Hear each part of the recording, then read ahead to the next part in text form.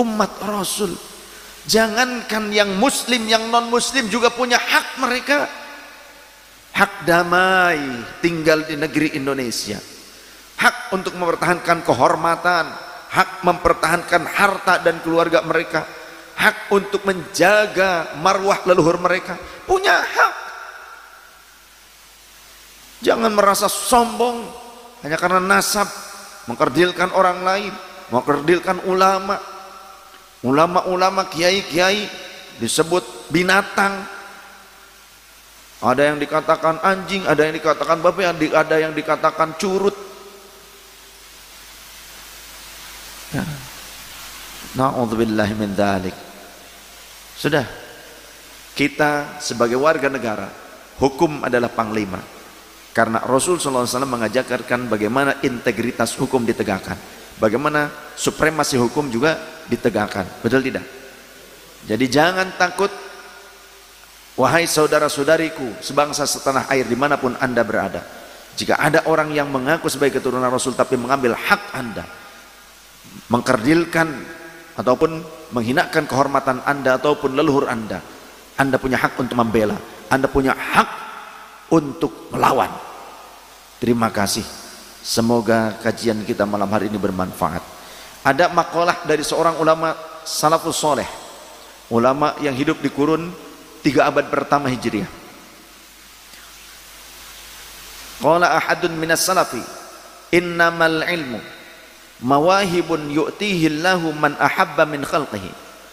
Sesungguhnya ilmu itu merupakan anugerah yang agung yang Allah hanya memberikannya kepada orang-orang yang Allah cintai dari kalangan hamba-hambanya. Walaysa yanaluhu ahadun bil hasabi. Ilmu itu tidak diperoleh karena nasab. Walau kana li'illatil hasabi lakana awlan nasi bihi ahlu baitin Nabi SAW. Andaikan nasab menjadi sebab seseorang mendapatkan ilmu, maka tentu anak keturunan Nabi, ahlul bait Nabi lah yang paling berhak di antara manusia untuk mendapatkan banyaknya ilmu.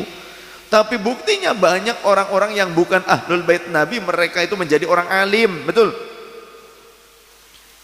Dan sebaliknya banyak orang yang mengaku ahlul bait Nabi gak mau ngaji, bahkan pernah ngaji kepada kiai, kepada ulama, gak lama kemudian karena dia dianggap mulia oleh masyarakat, dia bikin majelis, kemudian bikin majelis ratib, maulid, lalu bersikap tidak sopan kepada gurunya yang dulu ngaji kepada gurunya. Ini kejadian nyata. Sahabat saya al-maghfur lah, Kiai Amrin Solihin, ya Allah yarham, di Cikarang, Kiai NU Tulen.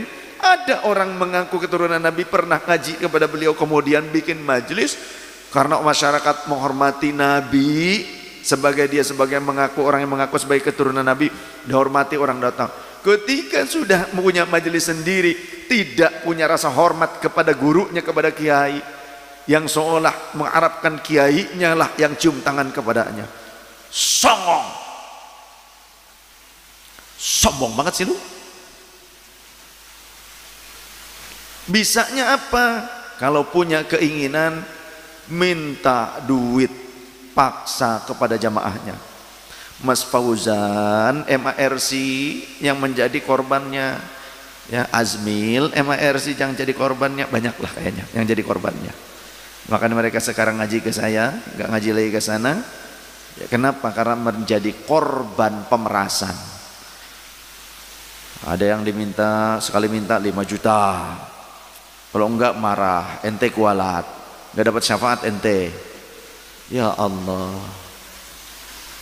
Kiai Amrin rumahnya didatengin, Kiai Amrinnya masih di luar, hadir pengajian saya. Orang ada yang datang di rumah, ketika pergi dompet hilang, ponsel hilang, kitab Kiai Amrin juga dibawain. Ya Allah, makanya nak, ini kitab-kitab saya tolong dijaga ya. Kalau ada orang-orang mau ngambil, bagaimana? Lelepkeun bae ka dieu tah. Nah, kolam direncah bae ngarah jadi makanan iwak bae lah. Tuman. Jangan takut ya. Kita ini mencintai ahlul bait Nabi. Habib Abu Bakar telah memberikan nasihat kepada mereka-mereka yang mengaku ahlul bait Nabi tapi tidak sopan, mulut kotor, mengdilkan, menghinakan orang lain. Abu Bakar Al-Azbidi sampai memberikan ultimatum kepada orang-orang tersebut. Kata Abu Yazid, termasuk juga kepada orang-orang yang mengatakan Wali Songo tidak punya anak keturunan, tidak punya keturunan dari anak laki-laki, tidak punya anak laki-laki. Abu Yazid Abu Bakar bilang, Habib Abu Bakar Al-Azbidi, beliau bilang, mufti Ternate tapi tinggalnya di sini di Depok, majelisnya. Wali Songo itu ahlul bait Nabi, dan Wali Songo punya anak, punya keturunan, anak laki-laki ada. Kalau ada orang berkata, tapi RA tidak mencatat mereka. RA itu baru dibentuk oleh pemerintah Hindia Belanda, VOC, pemerintah kolonial Belanda tahun 1928. Ya. RA itu baru dibentuk, baru ada, disahkan, ditandatangani oleh pemerintah Hindia Belanda. Sebentar, saya lupa nama ininya. Ini ada nih. Ya. RA Rabithah Alawiyah adalah satu organisasi massa, ormas Islam. Kemudian tipenya LSM, Lembaga Swadaya Masyarakat. Organisasi massa Islam yang bergerak menghimpun WNI keturunan Arab. Organisasi ini berdiri pada tanggal 27 Desember 1928, tidak lama setelah Sumpah Pemuda. Organisasi ini didirikan dan disahkan oleh pemerintah Belanda berdasarkan akta notaris Mr. A.H. van Ophuijsen nomor 66 tanggal 16 Januari 1928 dan mendapat pengesahan dari pemerintah Belanda pada tanggal 27 Desember 1928 atau 1346 Hijriah yang ditandatangani oleh G.R. Ed Brink, sekretaris pemerintah Belanda. Ya. Asalnya bukan untuk pencatatan nasab. Pencatatan nasab ada banomnya, ada bagiannya, namanya maktab daimi. Sebelumnya untuk silaturahim, pendidikan, sosial, keagamaan. Asalnya seperti itu. Ya, ini disahkan oleh pemerintah kolonial Belanda di saat zuriyah Rasul, ahlul bait Rasul dari keturunan Wali Songo selalu melawan kepada Belanda, selalu mengerahkan gerilya untuk memberontak kepada pemerintah Hindia Belanda. Maka keturunan Rasulullah dari keturunan para wali yang menjadi pejuang kemerdekaan, melawan para penjajah ini, mereka tidak mau mencatatkan nasab keluarganya. Karena apa? Kalau dicatatkan ketahuan di mana keluarganya, kalaupun orangnya tidak dapat, keluarganya yang ditawan dan dihabisi. Maka dulu para pejuang dari keturunan Rasulullah, dari keturunan Wali Songo, banyak di antara mereka selalu berpindah-pindah tempat dan keluarganya, anaknya sudah dititipkan kepada loyalis-loyalisnya. Sehingga kalau ada para penjajah ataupun penjajah itu, Belanda itu kecil, negara kecil. Orang Belanda yang didatangkan ke Indonesia itu sedikit. Lantas kenapa begitu lamanya? Karena sing akeh londo ireng. Londo ireng. Yang banyak itu pengkhianatnya. Orang Belandanya masih sedikit. Yang asli orang Belandanya sedikit. Yang banyak kenapa kuat kolonial itu, kenapa? Karena banyak pengkhianat bangsa yang rela mengorbankan anak bangsa sendiri yang menjadi pejuang untuk kemerdekaan. Sadar ya, yang menjadi antek-antek itu enak saja, nyaman, dibuatkan doktrin lain sebagainya. Mereka juga membuat doktrin-doktrin, fatwa-fatwa untuk menyerang para gerilyawan, para pejuang Ahlul Bait Rasulnya menjadi pejuang. Terus makanya berpindah tempat ya berpindah nama. Anak-anaknya kan jadi titip-titipkan. Tidak maulah dicatatkan ya keluarganya oleh Belanda, tidak mau. Mereka punya lembaga pencatat sendiri, punya ahli-ahli nasabnya sendiri. Rabithah Alawiyah itu kata Abu Ya Habib Abu Bakar, mereka Rabithah ini RA ini nggak punya catatan keturunan Wali Songo, karena Wali Songo sudah jauh lebih dulu datang ke Indonesia dan mereka itu punya kerajaan, punya kesultanan, dan mereka juga punya anak keturunannya, mereka juga punya orang-orang pencatat nasab punya. Jadi kalau ada orang sekarang ya dengan songong dan sombongnya mengatakan RA adalah lembaga pencatat nasab Ahlul Bait Nabi sedunia, jadi siapapun dimanapun di dunia Ahlul Bait Nabi ini dicatat di RA, dan jika tidak dicatat di RA, jika tidak dilegalkan, tidak diitsbat oleh RA, maka berarti itu palsu atau bukan Ahlul Bait, tidak sah pengakuannya. Terlalu songong, terlalu berlebihan, terlalu sombong ya, padu nyocot. Yang diitsbat oleh RA saja banyak, yang tidak diitsbat di Yaman banyak. Ini pengakuan dari mereka yang sudah punya paspor buku nasab di RA ketika mereka mondok di Habib Umar, di Habib Abu Bakar Al-Adani, kemudian nanya contoh ke Habib Ali Al-Masyhur, kakaknya Habib Umar yang ahli nasab, seorang munsib, seorang naqib. Kemudian Habib Ali sampai bilang, saya yakin kamu tuh Ahlul Bait Nabi, tapi saya tidak bisa mengitsbat Anda disatukan dengan catatan saya karena tidak ada catatan saya yang menguatkan pada nasab antum. Di sini tidak ada yang sampai pada keluarga antum tuh, saya tidak punya begitu ya. Jadi terlalu gegabah kalau orang berkata bahwa yang tidak diitsbat oleh RA berarti tidak sah menjadi ahli. Ya Allah, berarti yang di Maroko, di Mekah, di Madinah ya, di Irak, di luar negeri, di mancanegara yang tidak diitsbat oleh RA kemudian itu menjadi palsu begitu? RA ini tahun 1928, kesultanan-kesultanan jauh sebelum itu mereka sudah rapih pencatatannya. Bahkan manuskrip-manuskrip kuno itu sampai ada adat di mana membukanya itu hanya setahun sekali.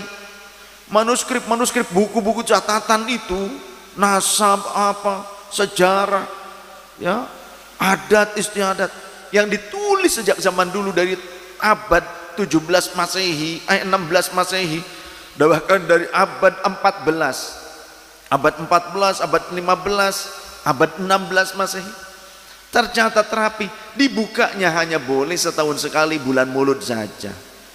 Itu pun ada di beberapa kesultanan, di beberapa daerah yang melihatnya harus malam hari dan tidak boleh pakai lampu yang terang, harus pakai lampu ceplik. Harus ada tawassul dulu, sedekah dulu. Saking apa? Saking berharga dan terjaganya manuskrip tersebut supaya tidak ada pemalsuan. Bahkan tidak boleh difotokopi, dipoto tidak boleh ya, masih banyak yang seperti itu. Termasuk catatan tangan eyang saya yang dipegang oleh Buya Udin, sekarang dipegang oleh putranya Buya Agus, padahal catatan buku punya eyang saya. Itu kita-kitanya saja nggak boleh itu memfoto. Jangan fotokopi, foto pakai handphone aja nggak boleh. Cuma boleh disalin, nulis sendiri. Apalagi yang manuskrip-manuskrip kuno. Kenapa kok setahun sekali? Ya karena kalau sering-sering ya lapuk atuh. Bahannya aja ya kan? Itu lembarannya sudah lapuk. Kalau sering-sering nanti rusak. Dan khawatir akan ada tangan-tangan jahil yang merubah isi kandungannya. Maka dijaga ketat. Adatnya seperti itu. Berarti, nah ketika sekarang ini muncul fitnah-fitnah kepada Wali Songo, bahwa Wali Songo tidak punya keturunan, tidak punya anak laki-laki. Wali Songo pamajikan loba, anak laki-lakinya loba. Kata Umi, maksud lo katanya, orang ikut loba anakna begitu. Amin. Mesti amin baiklah. Ya, keur ngalawan iya naon cangkem elek. Udah banyak ini ya, para petarung, para pejuang nih harus banyak untuk melawan cangkem elek ini. Yang suka nyocot mah ya. Ya Allah. Mohon maaf ya. Ya ini pernyataan Habib Abu Bakar sendiri, sesepuh nih ya. Beliau sampai seperti itu. Jadi RA tidak punya catatan keturunan Wali Songo karena RA ini baru ada 1928. Dibentuk oleh atau disahkan oleh pemerintah Hindia Belanda, oleh kolonial. Sedangkan manuskrip kuno itu di kesultanan-kesultanan dan nakib-nakib wali-wali Nusantara mereka menjaga. Nah sekarang mulai bermunculan wasilah. Jadi ada hikmah ya, cangkem elek itu ada hikmah ternyata. Ya. Munculnya para cangkem elek ini ada hikmah. Memunculkan generasi-generasi para penyimpan manuskrip-manuskrip kuno itu untuk muncul, bahkan mereka memvalidasi, artinya mencoba terus bukan mengkonversi ya, apa ya, coba mencari kelanjutan-kelanjutan ataupun sejarah hikayat, catatan-catatan yang bisa menjelaskan, memperkuat catatan yang dimiliki di sini. Mereka cari, kalau ini keturunan dari ini adanya di mana? Oh ini pernah tinggal di contoh tinggal di Campa atau tinggal di Malaka, maka dicari. Ini tim peneliti manuskrip dan nakib dari keturunan Wali Songo, ya, Robitoh dari keturunan Wali Songo, ahli-ahli nasab munsib dari keturunan Wali Songo. Mereka akhirnya coba menyambungkan, mereka mencari dulu di mana nih, ada di Malaka, di Malaysia. Mereka cari ke Malaka, siapa pemegang manuskrip kuno, kemudian ada di sana seperti Syekh Haji Malik. Kemudian dilihat, dipelajari, oh ternyata keterangannya ada di situ. Kemudian ke Campa, mereka berangkat lagi ke Campa bersama-sama, ya, dari kesultanan-kesultanan ini berangkat bersama-sama. Kemudian, oh ternyata ini datanya ada di sini juga, terus semakin memperkuat. Dari data ini, kata munsib-munsib yang dari Campa Malaka, ini sudah diithbat oleh nakib dari Maroko. Maka dari Maroko datang. Ini juga sudah diithbat oleh nakib dari Uzbekistan. Ada yang ke Uzbekistan. Ini juga sudah diithbat, ada catatannya di sana, di Damaskus Suriah. Pergi ke Suriah, teman-teman tuh. Ada juga yang ke Irak, ke Baghdad dan ke Basrah, berangkat ke Irak. Ada juga yang catatannya ada di Madinah, ya, ada mereka berangkat juga ke Madinah. Terus yang dari luar juga datang, ya. Seperti itu. Dan hikmahnya besar. Jadi tersambunglah sejarah ini, terkuak yang tadinya tertutup, distorsi-distorsi itu pun akhirnya diluruskan, sejarah ini diluruskan. Alhamdulillah. Maka kami juga sangat mengapresiasi, ya, para sahabat, tim peneliti sejarah, tim peneliti manuskrip dan munsib serta nakib yang jujur,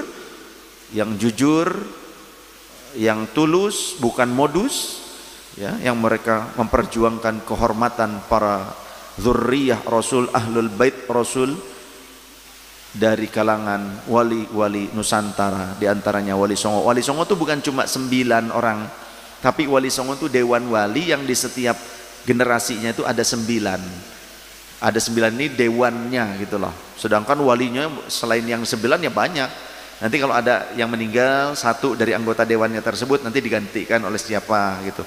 Ini dewan musyawarahnya para wali, dewan penentu, penetap, mufti lah gitu, dewan mufti. Ya selebihnya banyak ahlul bait dan para wali yang tidak masuk ke dalam 9 kelompok ini, tapi mengikuti ke-9 orang tersebut. Itu dewan wali. Jadi ada beberapa generasi wali songo itu. Jadi nanti kalau ada yang meninggal gantikan oleh generasi berikutnya ya. Cuma yang masyhur memang yang sering kali kita ziarahi sekarang. Mari kita bersama-sama membangun peradaban yang bermartabat, berakhlak mulia. Jika kita memang keturunan Rasulullah, jaga nama baik Rasul dengan akhlak kita. Mulialah dengan ilmu dan amal soleh serta akhlak dan adab. Andai pun kita panjenengan, saya yakin kalau saya ahlul bait Nabi ya. Kemudian jika ada di antara panjenengan yang merasa bukan ahlul bait Nabi, jangan merasa putus asa. Karena dulu ada para sahabat yang bukan ahlul bait Nabi tapi disebut ahlul bait Nabi. Seperti sahabat Salman Al-Farisi adalah ahlul baitku kata Rasul. Padahal dari dari Iran, dari Persia bangsanya. Bukan ahlul bait Nabi tapi oleh Rasul disebut sebagai ahlul bait Nabi. Jadi jangan pernah putus asa. Walaupun bukan keturunan Nabi, tapi jika mengikuti ajaran Nabi, akhlak sang Nabi, mengambil warisan ilmunya sang Nabi sampai menjadi orang alim, menjadi ulama, jaminannya kata Rasulullah SAW, innal ulama warathatul anbiya. Sungguh para ulama itu adalah pewaris para nabi, termasuk pewaris Rasulullah sallallahu alaihi wasallam. Oleh karenanya kita harus hormat kepada para pewaris Rasul, walaupun bukan nasab pancar darah Rasulullah, tapi mereka nasab ilmunya kepada Rasulullah SAW. Maka hormati, muliakan mereka, para ulama, para kiai. Di Indonesia disebutnya kiai, di luar negeri tidak ada sebutan kiai. Ya, kiai itu untuk orang-orang yang mulia, termasuk orang alim. Kiai bahkan bukan hanya untuk barang. Di Indonesia tuh kiai juga bukan hanya untuk manusia, bukan hanya untuk orang, tapi kiai di Indonesia, di Jawa juga digunakan untuk barang. Sampai hewan peliharaannya wali juga itu dipanggil kiai. Kebo, Kiai Selamat. Kemudian keris, Kiai Setan Kober. Udah kiai tapi pakai setan, kober pula gitu kan.